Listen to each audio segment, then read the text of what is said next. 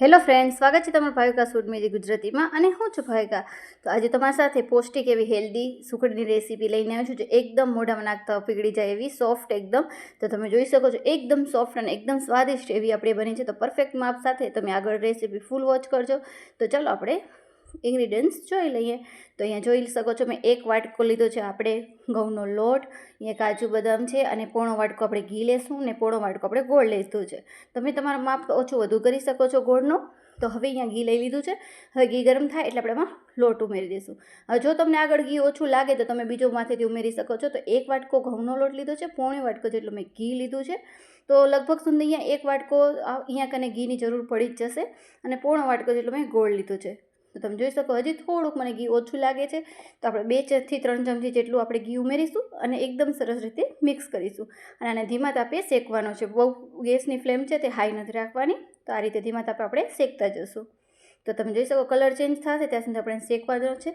તો હવે આપણે અહીંયા કને એક વસ્તુ નાખવાની છે. તો અહીંયા કને આપણે 2 ચમચી જેટલું ચણાનો લોટ નાખવાનો છે. એનાથી સ્વાદ સુખડીનો ખૂબ જ સરસ આવવાનો છે. તમે ચાહો તો આને સ્કીપ કરી શકો છો.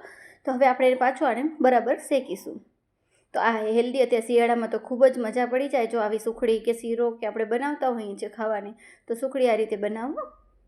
તો આપણે આ તમે જોઈ શકો છો એકદમ જ્યારે આપણે એકદમ સરસ રીતે શેકાવા લાગશે એટલે લોટ છે એકદમ ફૂલવા લાગશે. તો હવે આપણે આની અંદર ગુંદર ઉમેરવાનું છે, જે કાચો ગુંદર. તો એ 2 ચમચી જેટલું મેં કાચો ગુંદર ઉમેર્યું છે ને એને આવી રીતના પહેલાં પણ તમે આને તરી શકો છો. તો પણ આપણે આના અંદર જ આપણે શેકાઈ જ જવાનું છે. આપણે હજી લોટ શેકવાનો બાકી છે એટલે આપણે ગુંદ પણ પોતામાં ભેગું શેકાતું જશે અને એકદમ સરસ રીતે ગુંદ છે તે ફૂલી જશે.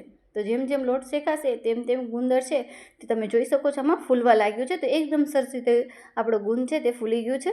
તમે ચાહો તો અલગથી પણ એને ફૂલીને પછી ફૂલાવીને પણ એડ કરાવી શકો છો. તો એકદમ સરસ રીતે ધીમા તાપે જ આપણે આને શેકવાની છે. તો હવે આપણે જે આ ડ્રાયફ્રૂટ્સ છે તે આપણે આમાં કાજુ બદામ નહીં આપણે આની અંદર કટ કરી ઝીણા અને એડ કરી દઈશું. તેને પણ આપણે આ રીતે શેકી લઈશું એટલે ભેગા જ શેકાઈ જશે. તો આ રીતે ધીમા તાપે આ કરવાની છે. તમે કઈ રીતે સુખડી બનાવો છો તે મને કમેન્ટમાં જરૂર જણાવજો.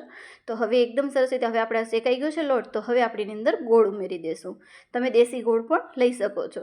તો હવે આને એકદમ સરસ રીતે મિક્સ કરી દઈશું. અત્યારે ગેસની ફ્લેમ સ્લો જ છે. તો હવે થોડીક વાર રહીને આપણે ગેસની ફ્લેમ છે તે બંધ કરી દઈશું, નકર સુખડી છે તે આપણી કડક થઈ જશે.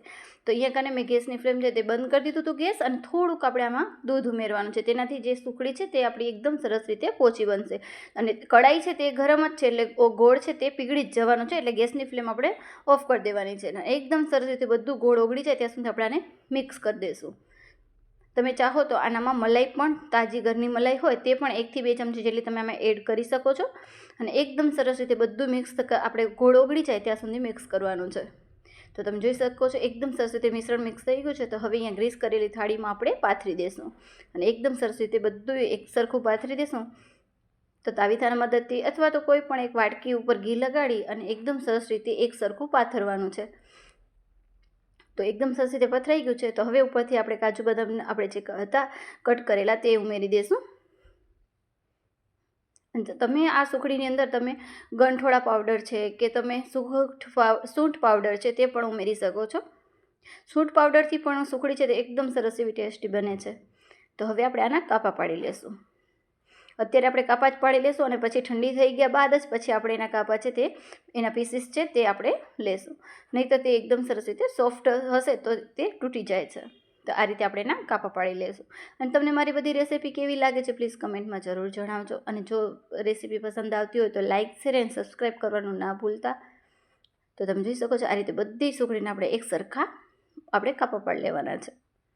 તો હવે એકદમ સરસ રીતે આપણી સોફ્ટ અને મોંમાં પીગળી જાય મૂકતા જ એવી સુખડી સોફ્ટ એવી તૈયાર છે અને એકદમ હેલ્ધી. તો આવી જ રીતના બન્યા રહેજો.